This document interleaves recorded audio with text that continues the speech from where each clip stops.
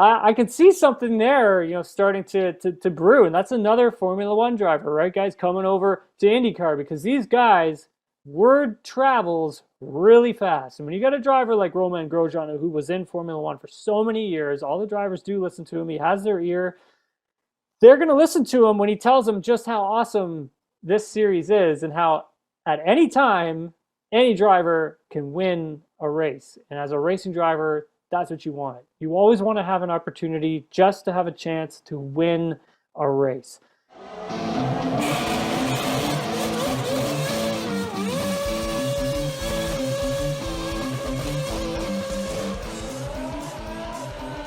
That's pretty much the Formula One side of things here in North America, and of course it's very, very popular, and we are an F1 show, but there's another side to this conversation, and continuing with the Motorsport in North America theme of this little series here is also IndyCar. And Tim, you're very, very familiar with IndyCar, of course, through your coverage of it, and obviously back in your Champ Car Atlantic days too, which was, not the feeder series to IndyCar at that time, but to what was Champ Car at the time, which, as per our last conversation, I'm such a big fan of that, and I get nostalgic every time I think of that series, but that could be another podcast on its own. I love that series. Yeah, me too.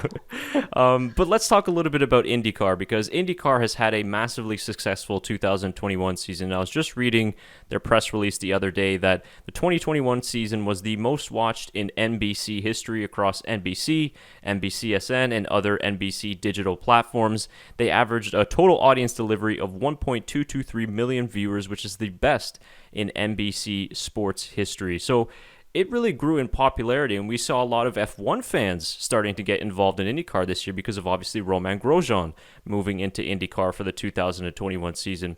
Could you just talk a little bit about the growth of IndyCar? Yeah. We mentioned just before the takeover from Roger Penske, and this is all connected with the whole F1 conversation as well, but just talk a little bit about the IndyCar growth, and do you see that they're really starting to make a resurgence and, becoming a premier racing series back in the U.S. and here in North America as well? Yeah, absolutely, Chris. I mean, IndyCar was absolutely awesome in 2021. I mean, this championship was absolutely incredible. No one saw Alex Palou coming out of nowhere to win this championship, and to see a lot of the younger drivers like Patricio O'Ward, that guy's awesome to watch, wring a race car's neck, because Palou was very smooth, and he was very meticulous. He was he was like a surgeon, really smooth hands and everything. And then you saw O'Ward, and it looked like he was wrestling a bull. It was absolutely awesome. The guy has got the fastest set of hands I've ever seen on a driver. Absolutely incredible. IndyCar is so exciting, and I can't say that enough. And if people are watching this when 2022 rolls around, definitely check out IndyCar, because it is so entertaining. The racing is incredible. These drivers are some of the best drivers on the world. Yes, I know Formula One has great drivers. So too does IndyCar. You put Scott Dixon in a Formula One car tomorrow, and he's going to make it just as fast as the world champions will. He is that good. So that being said, Roger Penske coming in, buying up IMS, buying IndyCar, took this sport to another level, and it showed the passion that he has for not only racing but for IndyCar, because he's invested so much into it. And at the end of the day, he's going to get that buyback, because we've seen this series get bumped up so dramatically in the span of 12 months. It's incredible. Now they're working on their own sort of Drive to Survive series, and I'm excited to see what that's going to look like when 2022 rolls around and they start shooting some stuff. So that'll be exciting to see. I mean, it's an incredible sport. It's a close-knit community. All of these guys really like each other off the racetrack. A lot of them are really good friends. They pal around. They have great personalities in IndyCar. These drivers just have incredible personalities. You sit on there in some of these Zooms, and we're on with these drivers. They give us their time, right, guys? You go to F1 and you get 10 minutes with team principals and the drivers and whatever. And look, I get it. They got to go around and be interviewed by a lot of people. But with the IndyCar drivers, they'll sit on these Zooms for almost an hour, answering questions, talking, more than happy to give their time, really, and they have great personalities. Did I say that already? Because I'll say it again. It's it was exciting to see the numbers. I think once we got about 3 races in, and everyone was like, "Well, that's the Grosjean effect." And yeah, having a Formula One driver come over, but Marcus Ericsson was also in IndyCar before Romain Grosjean, right? Another big factor is Jimmy Johnson. Like Jimmy Johnson has such a massive fan base and has such a huge pull that you could see that when he was in the Carvana car for Chip Ganassi Racing. I almost called him Target Chip Ganassi. Oh my Yeah. God, Chip Ganassi would kill me if you ever heard me saying that again. But yeah, you look at that and you can see the numbers where it's like, hey, when Jimmy Johnson's in the race, these IndyCar races are getting another bump in viewership, and hats off to him because he also helped with that pushing that marketing of IndyCar. All these great Carvana commercials coming on, during the middle of a race, which were hilarious. And then obviously seeing him on the racetrack at the same time and following his story for as long as I did for the entire season, and seeing how like difficult it was for him to transition from a Cup car to an Indy car, and the amount of fitness that was required to really get the speed out of these Indy cars.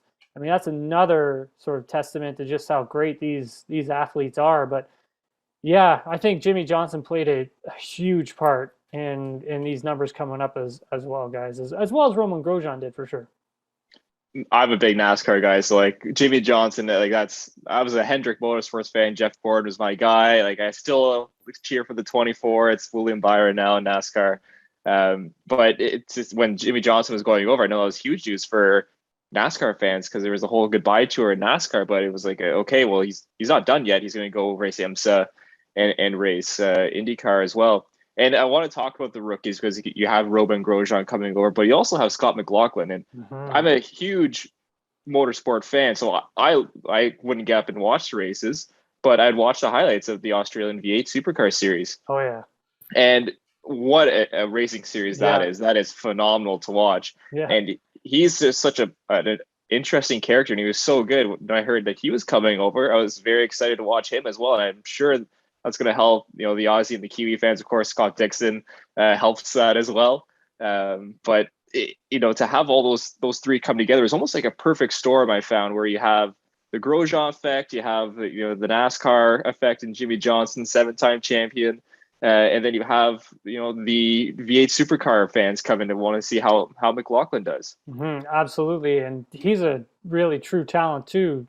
Scott McLaughlin is, and following his story and interviewing him at moments, throughout the season, it was just such a big learning curve for him coming from a race car that, had a lot of body roll to it, that coming into an Indy car that didn't have a lot of, body roll to it. And I think having a guy like Will Power, in your corner, is so important for a driver like Scott McLaughlin to learn from as well, and to confide in when he needs to. So for a driver like him, yeah, you're gonna get that different audience, right? And then you mix in like a Patricio Award, you're gonna get the Mexican audience, which is great.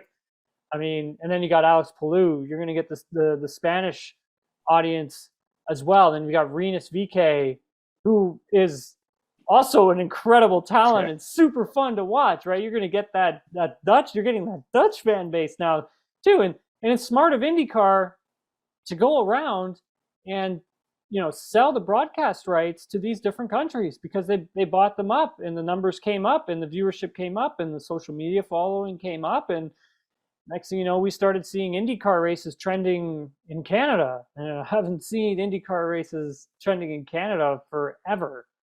And this was the first year that I saw that. So I could tell right away that not only did the Jimmy Johnson and Romain Grosjeans have an effect, but so did the Scotty McLaughlin, so did the Alex Palou, so did the Rinus VeeKays. I could go on and on. Marcus Ericsson's.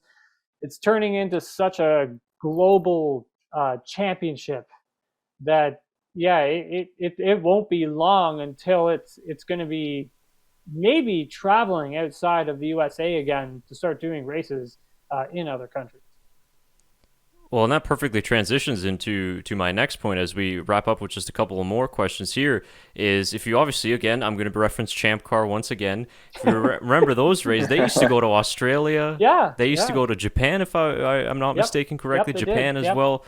It was a global sport, but what I'm seeing now is maybe the start of what it was like back in the kart days in the 90s when you had big F1 stars like Fittipaldi come over and Nigel Mansell, and of course have some great success in those days.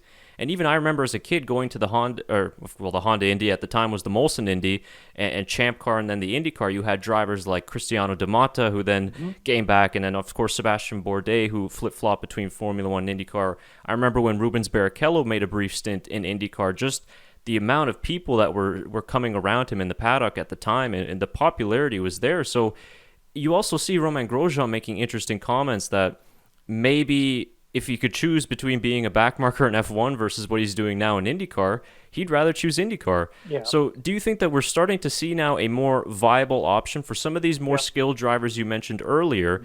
It's too expensive to get into F1. Maybe I'll go to IndyCar. And now if IndyCar expands, you could potentially be, obviously maybe not as popular as a Formula One driver, but you could just get as much out of it as if you were in F1. And I also just think that the kind of cross promotion that F1 and IndyCar have done at certain times this year, for example, in the Indy 500, you had Formula One retweeting IndyCar posts, which when was the last time you ever saw things like that? So do you kind of get the sense that good things are on the horizon here in that sense with IndyCar? Yeah. Yep, absolutely. Those are all, great points that you make, Chris. If you kind of look at it as a driver, from a driver's perspective, if I'm a driver like Christian Lundgaard, or if I'm a driver like Callum Ilott, who is now going to be racing full time in 2022 in IndyCar, he's in Ferrari's reserve driver, same with Alfa Romeo's reserve driver, and now he's going to be spending his time in IndyCar for 2022 because he loved it that much. And you got the same with Christian Lundgaard. Who knows what's going to happen with him? Again, Formula 2 driver, extremely talented. And then you've got Nico Hulkenberg, who was a Formula One driver, reserve driver now for Aston Martin, and people love him. He's got a huge following. He needs to be in a race car somewhere. I get it. Look it. He's a marketing tool for sure, but he's still got some talent left in him as well. I can see him maybe going over to a team like Ed Carpenter Racing for 2022, whether or not that's a full season or that's a half a season or that's just a few races.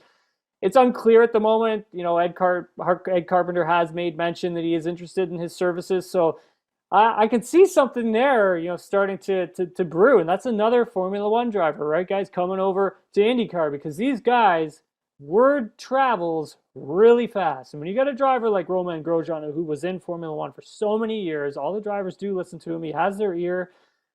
They're going to listen to him when he tells them just how awesome this series is and how at any time, any driver can win a race. And as a racing driver, that's what you want. You always want to have an opportunity just to have a chance to win a race.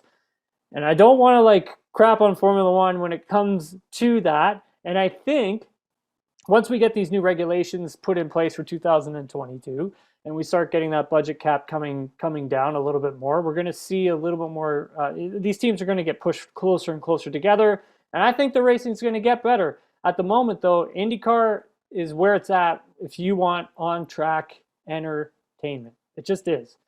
And I think that you're going to be seeing a lot more Formula One drivers coming over and racing in IndyCar. When I was in the paddock in 2019, I had a driver come up to me and ask me, "Hey, have you ever, driven on an oval before?" Like, yes.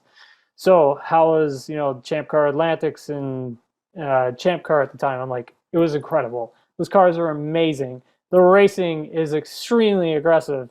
You can really physically wring the car's neck. You don't have to be too finessey about the entire thing. And they just look at you and they say, all right, cool, right? Because they're thinking about it. Yeah. Right? They're already thinking about it. So that's a good thing. I think Formula One knows that. And I think also with the success of Formula One, you're going to have the success of IndyCar as well. It's kind of like when the tide comes in, all the ships start to rise. That's including NASCAR, that's including WEC, that's including, Super Formula, Australian V8, touring cars. Where else can I go with this one? Le Mans, 24 hours.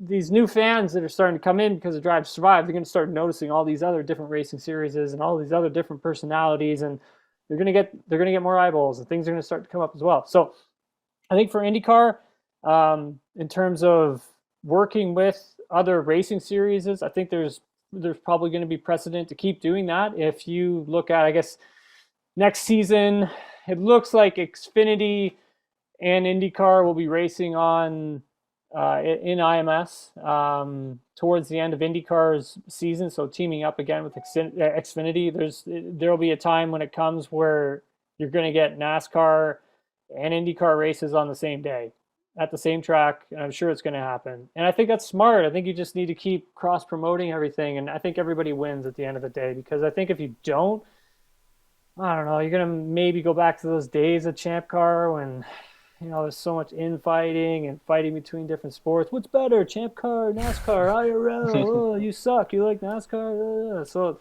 hopefully we don't go back to those days, because they were never really productive. Right, you have completely just fallen right into my grand plan that I have mastermind here, and I'm going to pitch it to you. I don't want to get your opinion on it. So we've seen, like we were talking about the cross promotion, we've seen how important Zach Brown is with McLaren bringing F1 and IndyCar together. And we've seen how important, how Daniel Ricciardo and Lando Norris have mentioned about the Indy 500. And I know Daniel Ricciardo likes his NASCAR a lot.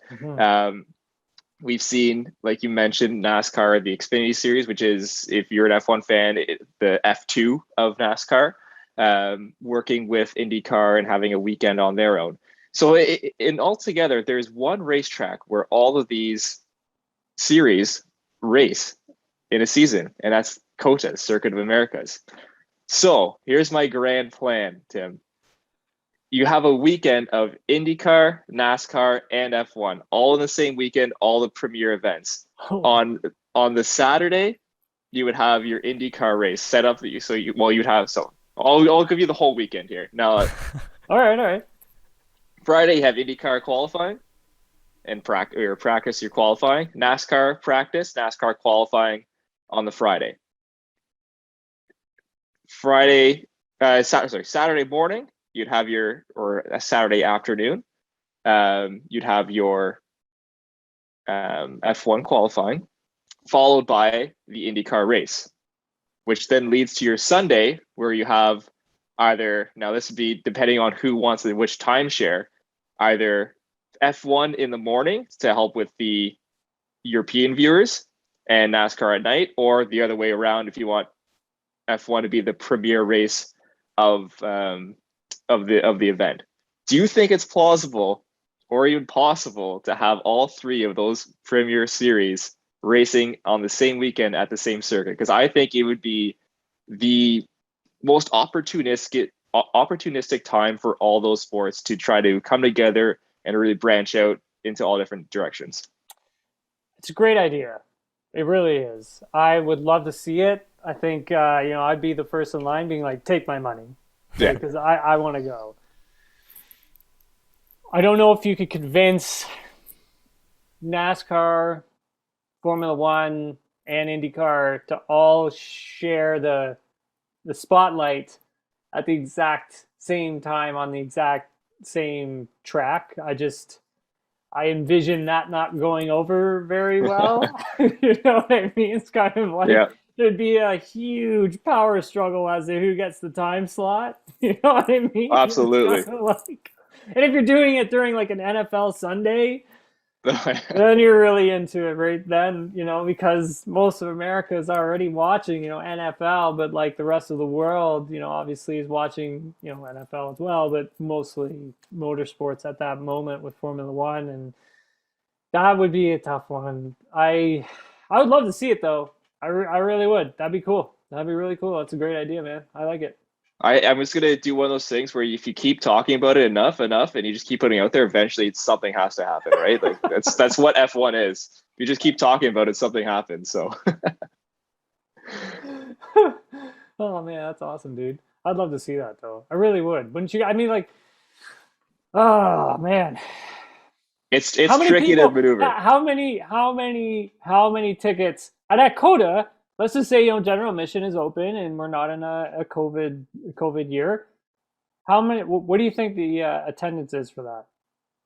I mean, I don't know what they hold. I bet you they'd sell out. I don't know if it's 250 they hold. I mean, I can look it up right now for you. But I would think they'd sell it pretty quick. I'd be there. I would say let's say Capacity is 120,000. okay for 3 days, so Friday, Saturday, Sunday. What do you think the total attendance would be? I think you're going to get 400,000, no problem. I see. Yeah. I think you get half or 500,000 easy, half Yeah. a million. Yeah, I think so too. That'd be incredible. Imagine that. Well, it'd be unbelievable, and I think if you revenue share it the right way, it's possible. But like you said, there's a lot of greed in all this as well, and who gets the best time slot and everything. Or you do it at IMS, right? Ah. Because there you can get a crowd, man. You can get Yeah. you can get 400,000 people on site, no questions asked, like on site. That's for one day. I think you get I say 600,000 if you go to IMS. That's what I'm saying for one day. I'd say for one day, like Sunday. I like that. You know what? I'm glad I brought this to you because now see, you got the different brains in there, and all of a sudden we changed Circuit Americas to Indy. Screw this Circuit Americas plans. We're going to Indy. Now that this is public, you should trademark it just in case. Yeah, we should. Dude, you need to get on that. Hey, at least bring us to the event. I mean, bring us to the hospitality area, like all three of us. We'll go hang out. I'll be very happy with that. I will settle for the Backmarkers F1 show to be the sole broadcaster of the event. I will settle for that. It'll be 2 cameras. Yeah. And that's Tim, you it. in for pit lane reporting? Oh, absolutely, always. Perfect. I'm always down. Oh, so I'm glad that you got that idea off the chest. It is definitely a fantasy one, but it would be like it would kind of be similar to how the UFC does an international fight week. That would be like an international week of motorsport or something, just cool. to have that 3 there, and then all the drivers and cars all together would be very, very spectacular. So let's see what happens. But we wanted to wrap up this episode, of course, with a little bit closer to home and relating to motorsports in North America. But here in Canada at home, we have some exciting projects on the way as well. And I got to give a shout out to one of our viewers who regularly listens to our podcast, Mr. Ron G, who actually wanted us to ask you about this, Tim, which is the motorsport project, the Oro Station Motorsports Park that is currently under development. It's located in South Central Ontario, and they're going to be building this whole motorsport and business center along with a track. And now, if my information is correct, the track was recently approved. It's an FIA Grade 3 design, and it is slated to open in 2023. So maybe if you could just expand a little bit on the goal of this track. And obviously, I think it's difficult to assume that we're going to be expecting a second Formula One race in Canada, but we could maybe get some more IMSA races or maybe IndyCar potentially in the future. But could you speak a little bit about that project going on right now in Ontario? Yeah, I think it's great. I mean, I think we need more racetracks within Ontario. I mean, I know we've got the one out in Ottawa. We have the one in Shannonville. We have the one over closer to Bowmanville. We've got the other one that's closer to Toronto. And so having another one that's, I would say adds a little bit more, I guess, motorsports spice to Ontario. You know what I mean? I love racing. I love racetracks. I'll never say we have too many at all. I'll never say that. But yeah, no, hats off to everyone out there. I mean, to put a project as big as this is together is not an easy thing to do, like whatsoever. And I believe they got some help on some of the circuit design from Karun Chandok from Sky Sports F1. And that's huge. If you can get someone like that to come on board and help you with a design philosophy in itself, because that's also part of his sort of side hustle, right? That's also what Karun does do. He helps design racetracks at the same time. So they've done a lot out there, and they've really put in a lot of hard work. I hope it pays off with some more racing coming to Canada, to Ontario in particular as well. Um, the trucks race, I believe, is canceled for this year as well, so they won't be coming up, which is kind of sad because it's always a fun weekend out at CTMP.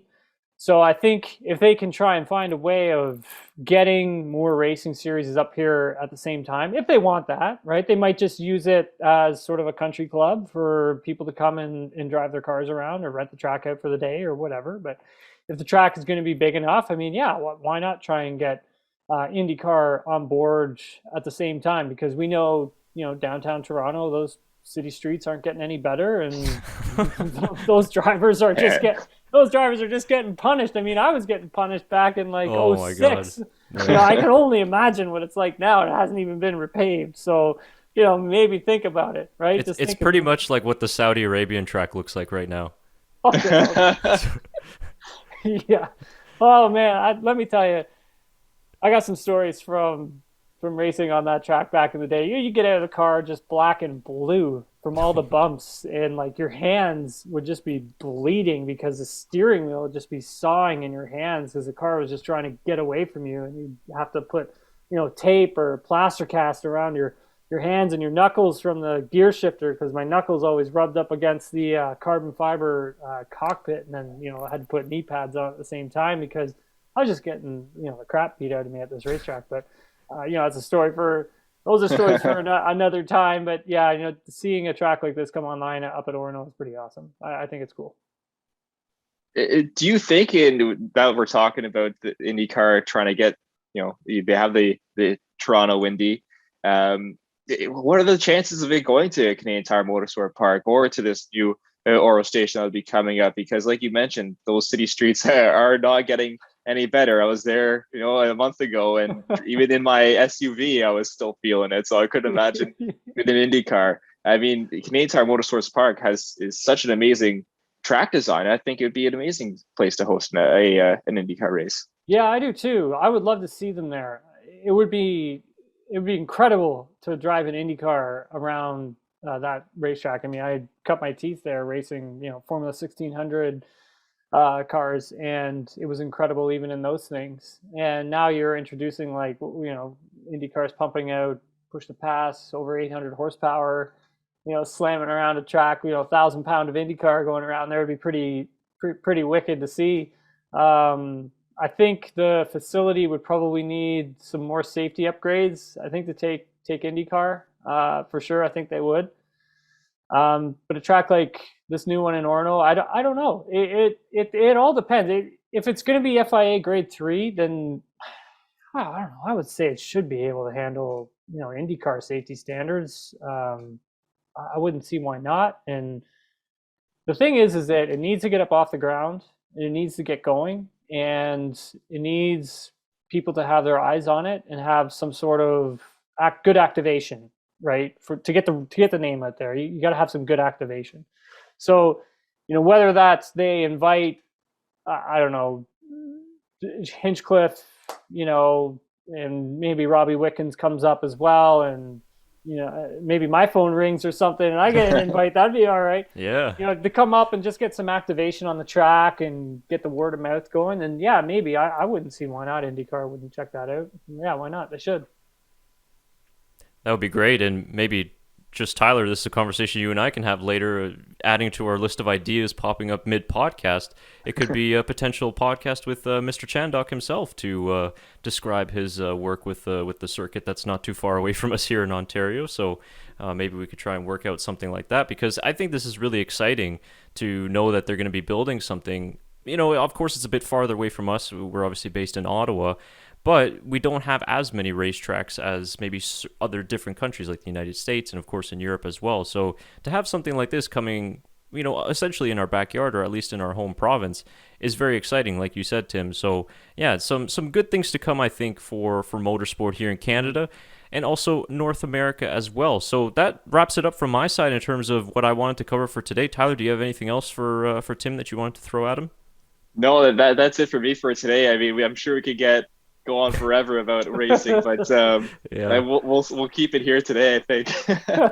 I have to hold, every time Tim talks about driving in Toronto on the streets, I have to hold myself back from like just going, man, I was considering Tim, just as a side note, because not recently I dug up all my old Champ Car like memorabilia and stuff like that. Nice. And I was thinking of getting it ready for this podcast, but I couldn't bring it in anyway to relate to the topic for today. So like you said, it will have to be just a one day, maybe in the off season, just to do a for fun kind of throwback to that. But look, Tim, we really appreciate your time. You've given us much more than what we originally agreed to, but there's just so much information, and you've such got a wealth of knowledge, and hearing your perspective from a racing side of thing, but also just from you covering sports as well, is a big help to us. And I think that there's some really good things that Canadians and Americans, and of course Mexicans in North America as well, can expect from motorsport in the future. So any final comments on your side?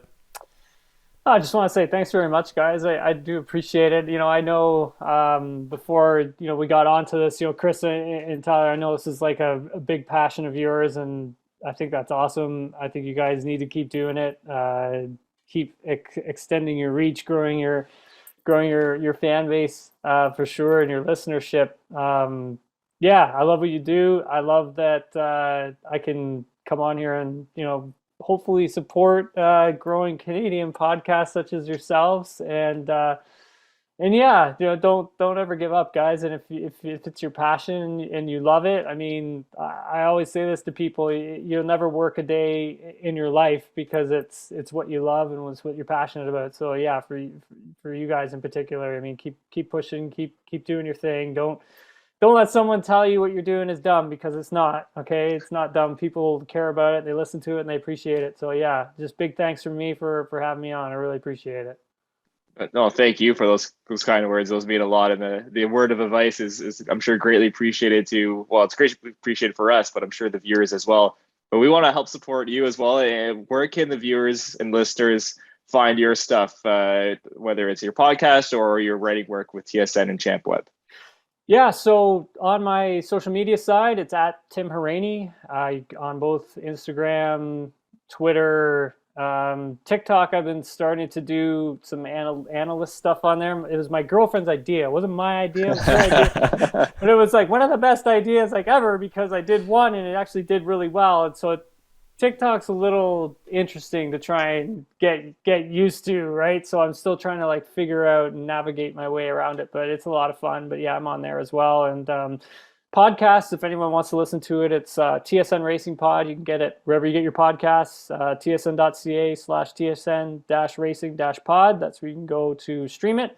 And yeah, everything I do for TSN is going to be on tsn.ca/auto-racing. And then yeah, I'm a contributor for champweb.net on Twitter. Do interviews with IndyCar drivers, post them on there.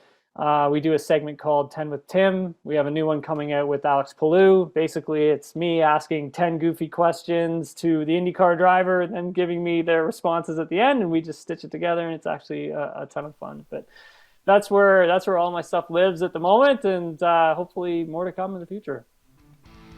Awesome. Yeah, absolutely. So thank you again for your time. We really, really appreciate it. And of course, we're going to drop all those links into the description of the video and also of the podcast episode here, so you can go and follow all of Tim's work. That'll do it for this special little series here of Motorsport in North America. We hope that you learned a little bit in terms of motorsport here in North America, of some things maybe you knew and some things that you maybe didn't know. And of course, comment your thoughts down below. What did you think of some of the discussions that we've had in this podcast? And what would you like to see motorsport go? What is the direction you'd like to see it go in Canada and in the United States as well? Maybe you've got some other great ideas like Tyler for his triple header weekend. Make sure to drop those down in the comments below. And we really appreciate you guys listening or watching us today. For Tyler McDonald and Tim Hauraney for this episode, I've been Chris Cato. Thanks so much for listening, and we'll see you next time.